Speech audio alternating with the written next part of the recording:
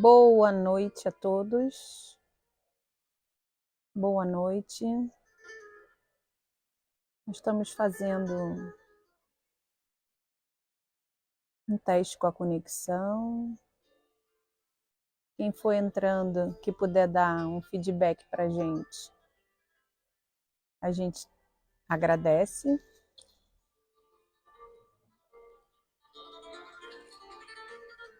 Hoje nós vamos fazer a contemplativa dos orixás, de uma parte do Evangelho. E nossa pacificação de hoje vai ser na energia do povo cigano, que hoje é dia 24 de maio, onde a gente comemora a energia de Santa Sara Kali. E a gente também vai contemplar essa vibração desses trabalhadores tão maravilhosos, que vêm como auxiliadores para nós, tarefeiros da Seara de Umbanda. Então eu peço que vocês fechem os olhos. Quem quiser, bote um copinho de água do lado para fluidificar. E hoje, na energia cigana, põe em prece um punhadinho de arroz, porque o arroz ele significa fartura, né? Prosperidade. Tanto que quando os casais se casam, o desejo é esse, né? O que se joga é arroz, desejando bons fluidos, boas vibrações. Mas a fartura ela não vai estar só na nossa mesa, que é uma graça divina. Não vai estar no nosso conforto do nosso lar, que também é uma graça divina. Nos nossos bens materiais, mas o conforto ele vai estar interno. Porque o povo cigano ele vem trazer essa consciência para a gente. Essa consciência de vibração, de uma mente livre, de um coração fluido, de onde eu levo a minha vida com alegria, com prosperidade, com amor, com leveza. Essa é a maior beleza da experiência encarnatória, para que a gente passe pela experiência com todas essas qualidades que a gente veio adquirir aqui no aprendizado. Então a gente vai, quem está aqui, né, meus irmãos, conectar o pé nessa grama, para descarregar lá pelo chakra genésico. Inspirar profundamente, soltar o ar pela boca.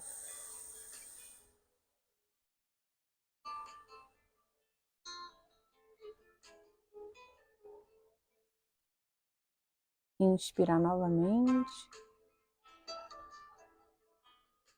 soltar o ar.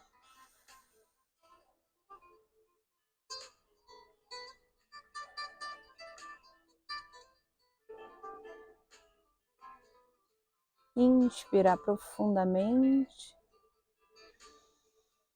e soltar o ar.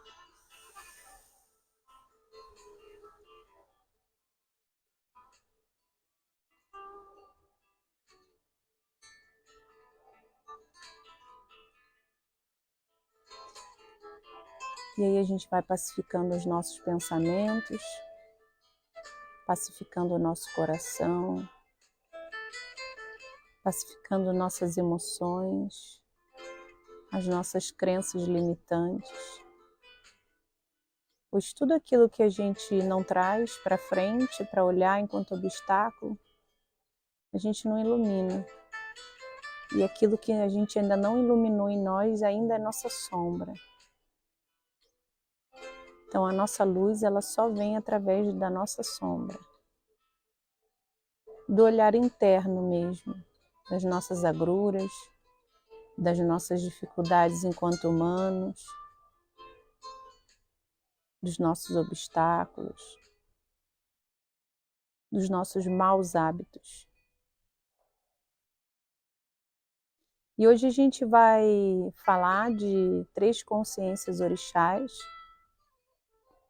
que vão trazer muito essa visão e aspiração do povo cigano, porque eles manifestam livremente essas consciências. Então eu optei por que a gente fizesse um estudo, né, um pouquinho mais prolongado, já que hoje é um dia de uma contemplativa que a gente pode e deve usar o conhecimento para que a gente ganhe uma mente qualificada. Porque só uma mente qualificada, ela é uma mente disposta a se curar. Quando ela ainda está na ilusão, no Maya, né, como a gente fala, no axé do mundo, ela está lá no vagueio. E a gente só traz para o coração uma aspiração salutar quando a gente traz para dentro esse movimento de mudar, principalmente internamente. Então a leitura que eu tenho para hoje,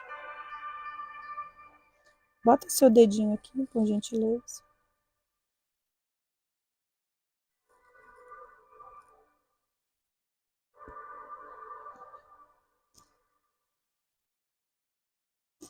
A leitura que eu tenho para hoje são de 3 orixás.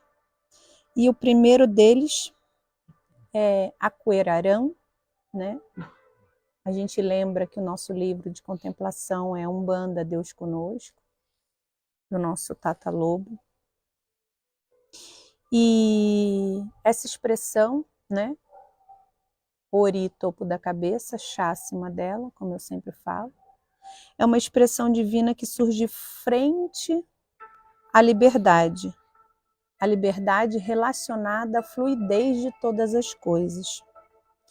Quando a gente manifesta esse orixá, a gente tem o consciencial em liberdade, frente aos hábitos, vendo tudo com frescor, e não estabelecemos uma relação de dependência com nada, com o que vem ou o que vai, pois estamos expressando a consciência que vai além disso. E essa é uma expressão divina que o povo cigano manipula muito bem, a liberdade, né? Porque é um povo livre, é um povo desapegado. Desapegado de bem material, principalmente, né? Que é a coisa que a gente mais vê e mais admira, né?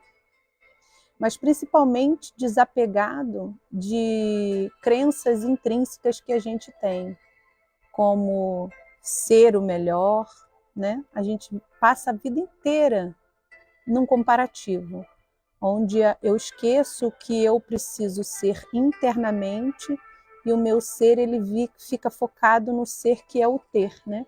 Eu tenho um bom emprego, eu tenho um carro melhor e eu esqueço da liberdade do ser.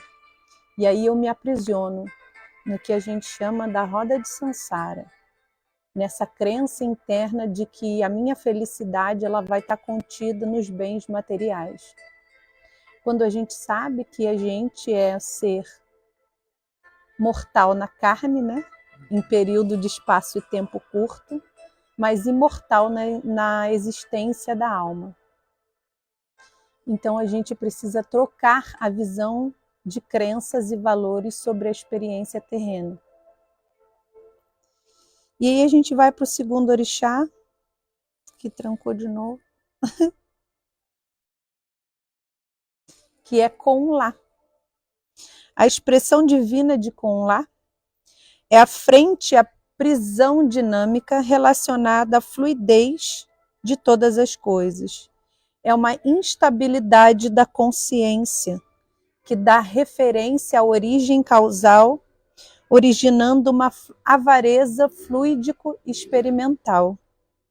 Tudo que vem e é bom eu fico feliz, tudo que não é bom eu puxo, tudo que é bom eu puxo e agarro, e tudo que é ruim eu fico triste, então eu fujo ou empurro. E quantas das vezes a gente também faz isso, né? Com as nossas relações, com aquilo que nos acontece no dia a dia, né? Se o nosso dia a dia não atingiu as expectativas que nós criamos dentro do nosso consciencial, pronto. Aquele dia já não é mais bom, eu não sou mais agraciado, eu esqueço o dom da minha vida, eu esqueço que eu tenho uma família saudável, e eu fico imbuído na avareza da minha mente só naquele pensamento, naquela monoideia. Eu fico monocentrado. E esse também é um lugar onde o povo cigano é muito fluido em trabalhar. Eles são abstraídos de monoideia, abstraídos desse tipo de apego.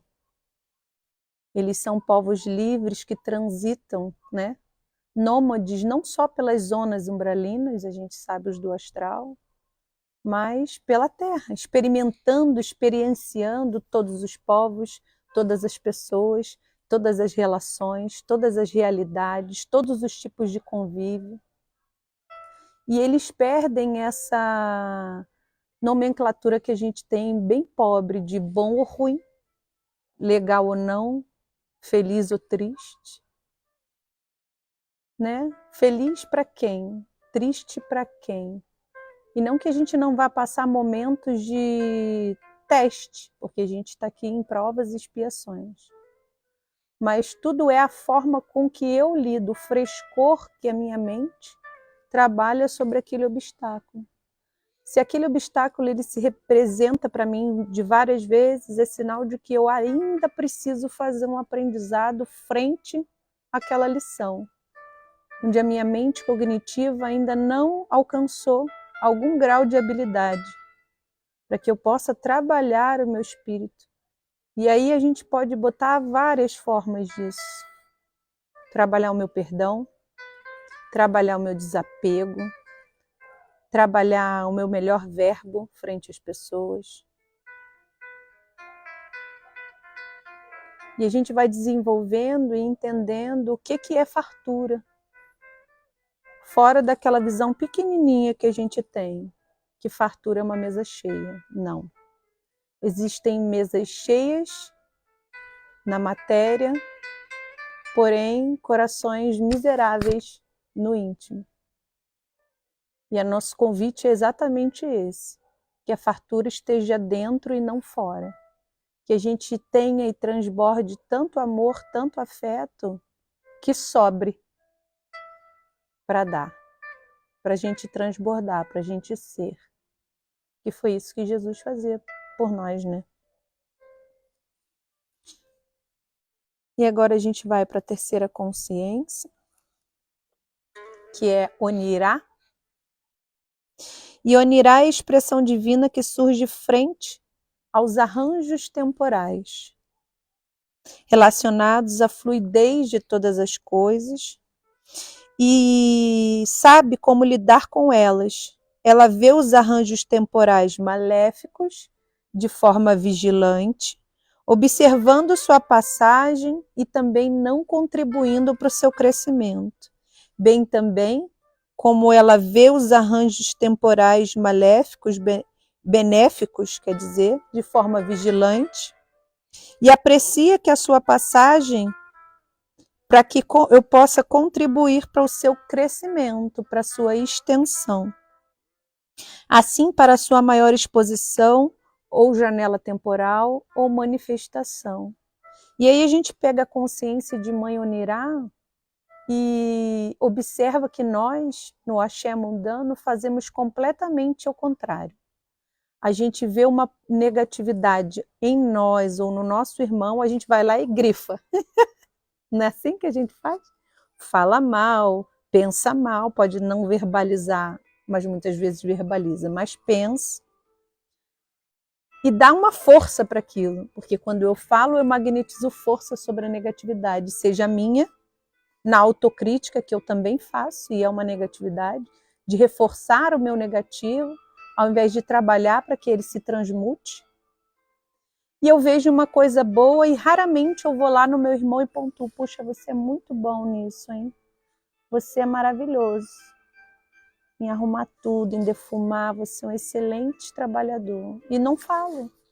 Eu não verbalizo para o outro, nem para mim, internamente, aquilo que eu sou bom.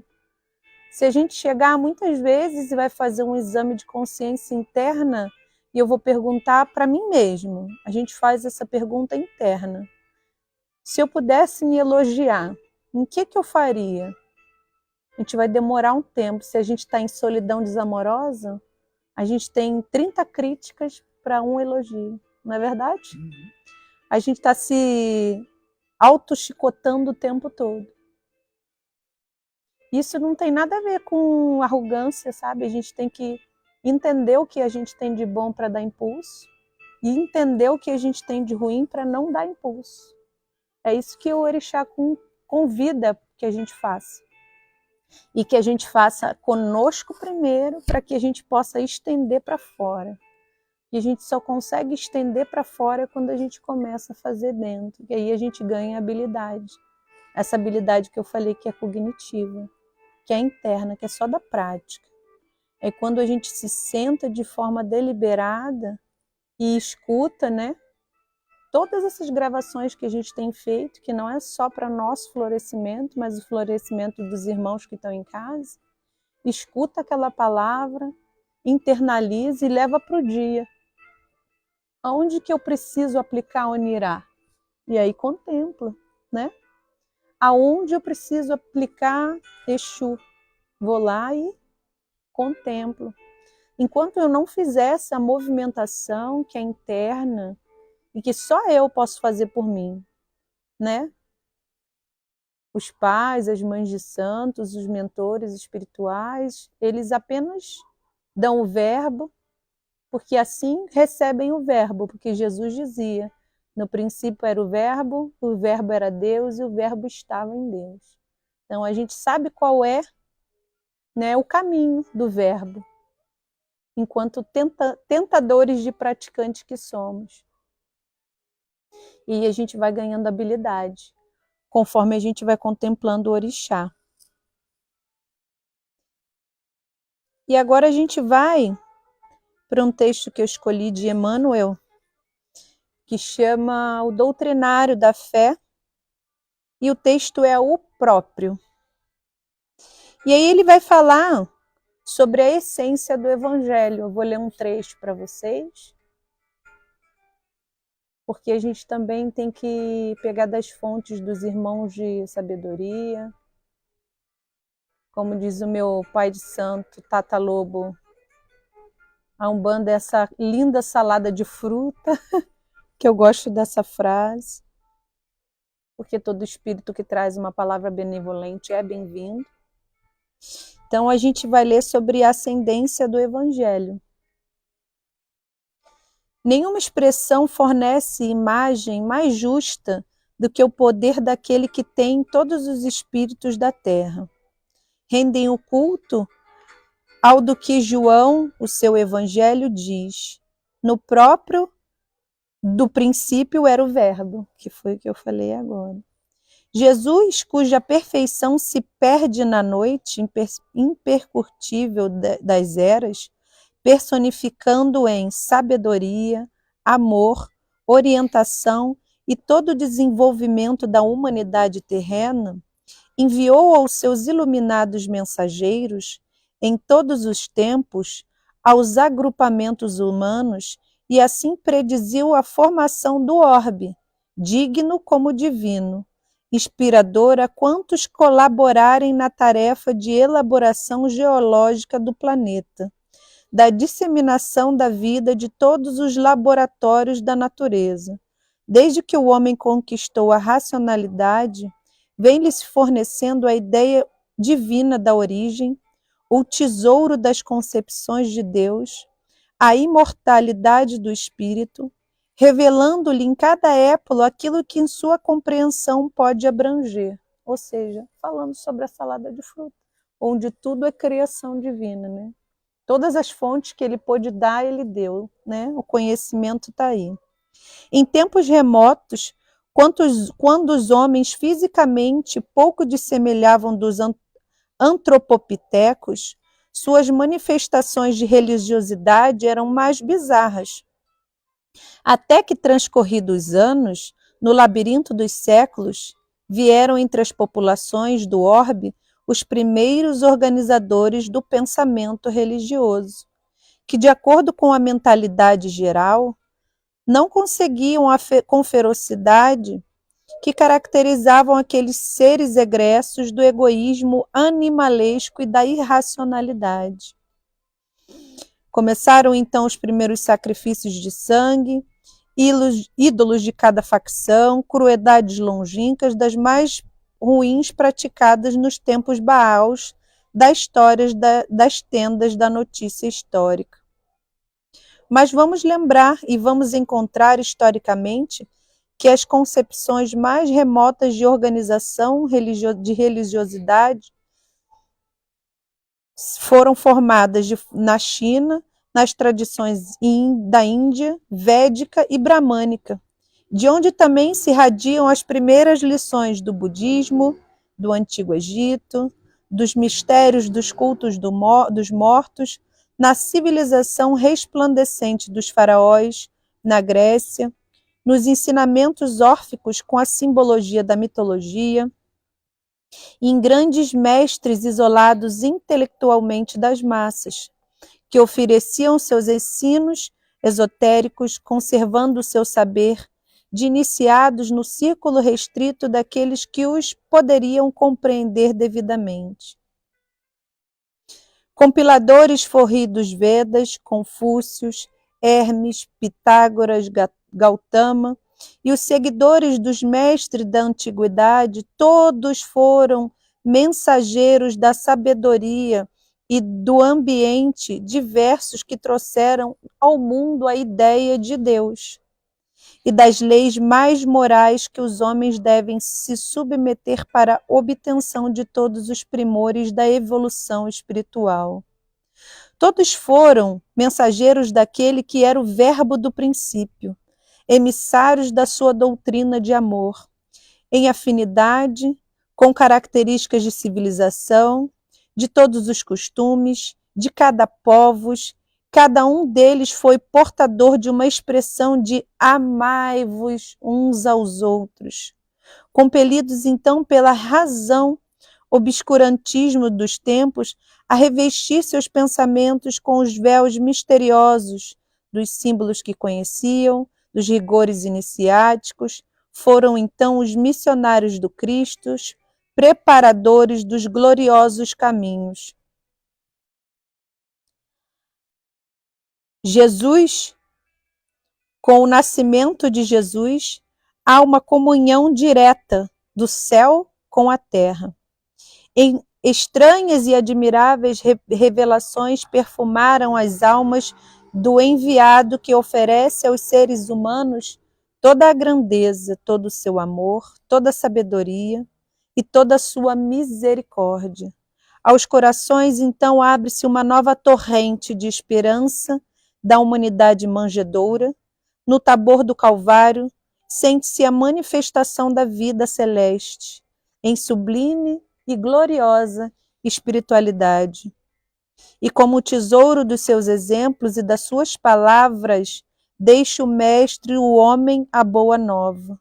O Evangelho do Cristo é transuto de todas as filosofias que procuram aprimorar o espírito, norteando-lhe a vida e as aspirações. Jesus foi a manifestação do amor de Deus personificado em bondade infinita. Muito linda essa parte. Então a gente vê, antes da gente chegar agora no final, que são os povos ciganos, que o ensinamento ele sempre esteve aí. até mesmo antes de Jesus encarnar, né, reencarnar naquela forma perfeita, para nos trazer o ensinamento, o evangelho. Todas as manifestações, elas já existiam, porque no princípio era o verbo. Mesmo que a gente estivesse lá na caverna contemplando de forma grotesca, que é o que Emmanuel nos diz aqui, a gente estava ali desenvolvendo, aprendendo, criando, cocriando dentro da nossa sabedoria. E assim nós somos. Quem sabe a gente daqui 100, 200, 300 anos, em outras encarnações, a gente venha mais aprimorado. Esse é o nosso desejo. Que a gente só vá expandindo, aumentando e florescendo a consciência. Mas para isso temos que ter vontade, bom ânimo e trabalho. E agora a gente vai, para fechar, falar um pouquinho da linha, né? Onde eu fiz esse chaveamento com as consciências orixás, falando hoje, né, do dia 24 de maio, do povo cigano. Então eu separei também um trechinho aqui para a gente contemplar essa linha de trabalho tão bonita, que entra num terreiro e enche o coração das pessoas de alegria, né? A gente fica com o coração festivo, a alegria invade o nosso coração, nosso peito, a gente se sente com uma injeção de ânimo, felicidade e alegria. Quem já veio numa gira cigana sabe. Então, conhecendo os ciganos na Umbanda, apesar de toda a alegria e festa, também fazem trabalho bastante sérios e de elementos da natureza. Cada um tem sua história de vida. Mas quem será o povo cigano? Primeiramente, é preciso entender que a linha dos ciganos é diferente das outras linhas do Oriente, pois cada um tem uma forma de se manifestar. Na Umbanda, os ciganos são espíritos trabalhadores da liberdade, do desapego, são itinerantes, atraídos pela afinidade da magia, que podemos chamar como filhos do vento, justamente por estarem sempre em movimento.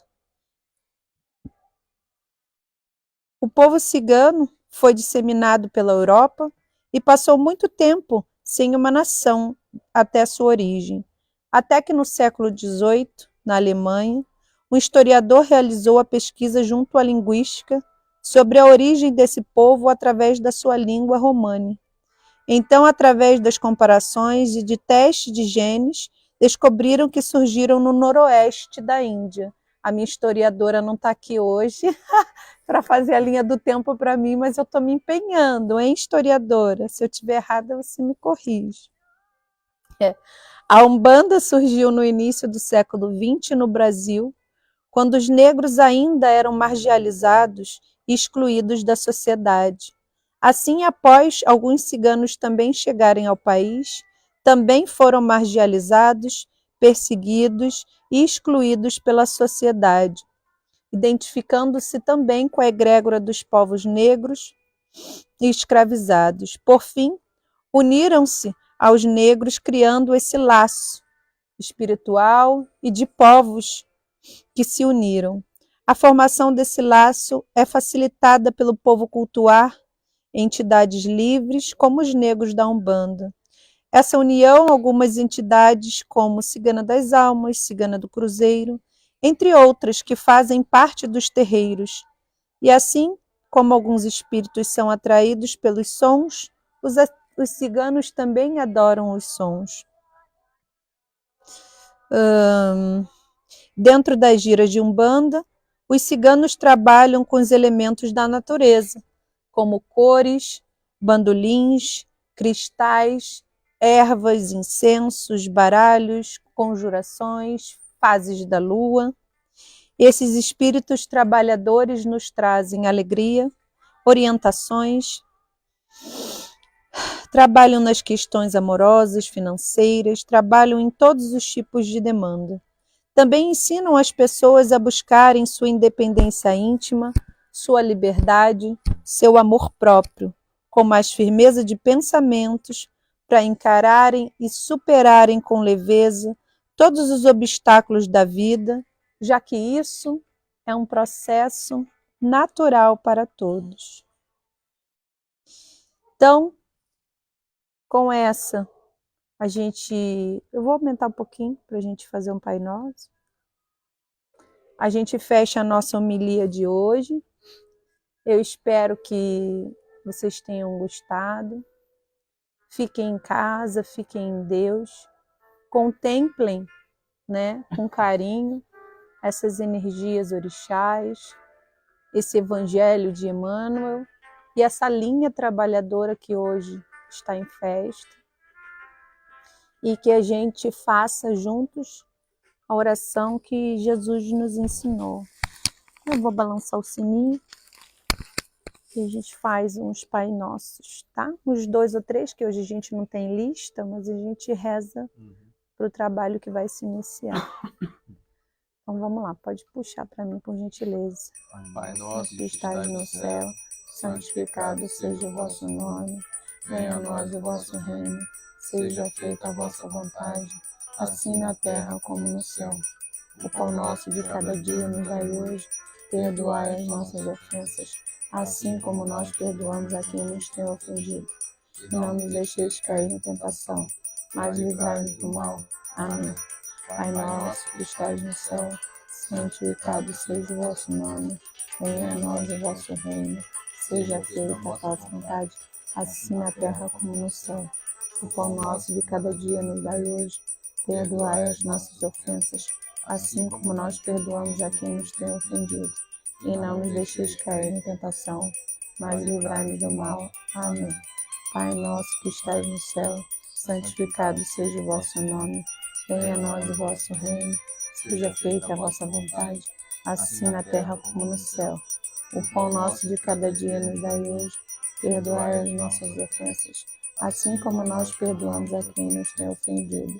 E não nos deixeis cair em tentação, mas livrai-nos do mal. Amém. Ave Maria, cheia de graça, o Senhor é convosco. Bendita sois vós entre as mulheres, bendito é o fruto do vosso ventre, Jesus. Santa Maria, Mãe de Deus, rogai por nós, pecadores, agora e na hora de nossa morte. Amém. Estamos e estaremos sempre reunidos em nome daquele que é Deus, Pai, Filho e Espírito Santo. Amém. Aos irmãos em casa, ide em paz e que Jesus os acompanhe. Pode desligar ali para mim.